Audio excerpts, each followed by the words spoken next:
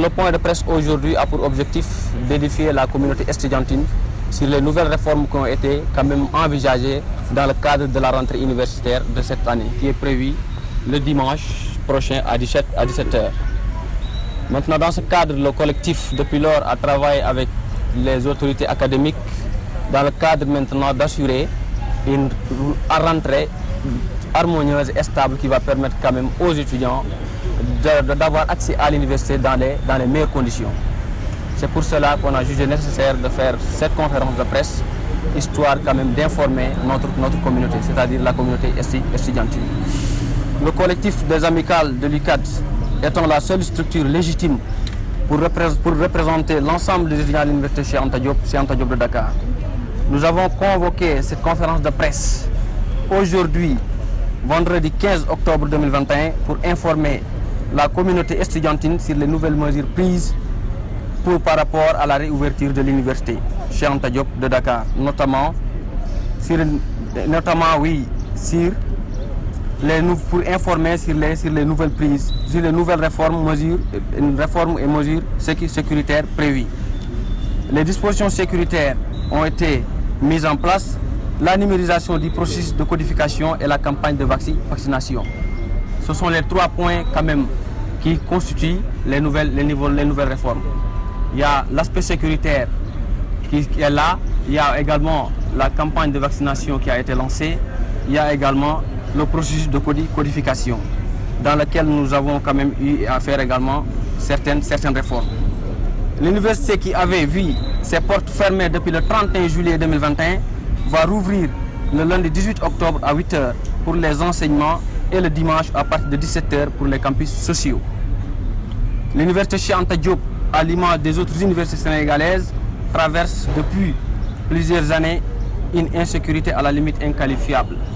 Ça, je pense que tous les Sénégalais peuvent en faire des témoignages. Et conscient maintenant de l'importance de la sécurité dans l'espace universitaire, les autorités académiques et le collectif des amicales de l'UCAD oui, ont bien sûr envisagé des réformes. D'ailleurs, le dispositif est mis en place. Ce dispositif vise à contrôler minutieusement les accès à l'université. L'objectif de ces réformes, c'est d'abord de renforcer la sécurité à l'université, encourager une pacification de l'espace universitaire, mais aussi et surtout assainir l'université. C'est ainsi que nous invitons, nous, en tant que représentants d'étudiants, nos camarades à se faire enrôler, c'est-à-dire de venir auprès de l'université, justement au niveau des portes, au niveau de tous les points d'accès. Des équipes ont été déployées pour assurer ce qu'on appelle l'enrôlement, c'est-à-dire faire de telle sorte que tous les étudiants qui accèdent à l'université soient enregistrés dans la base numérique qui est gérée par la direction de l'information et des systèmes informatiques. Oui, donc nous invitons nos camarades à respecter ce processus-là, c'est-à-dire se faire enrôler pour une collaboration durable entre les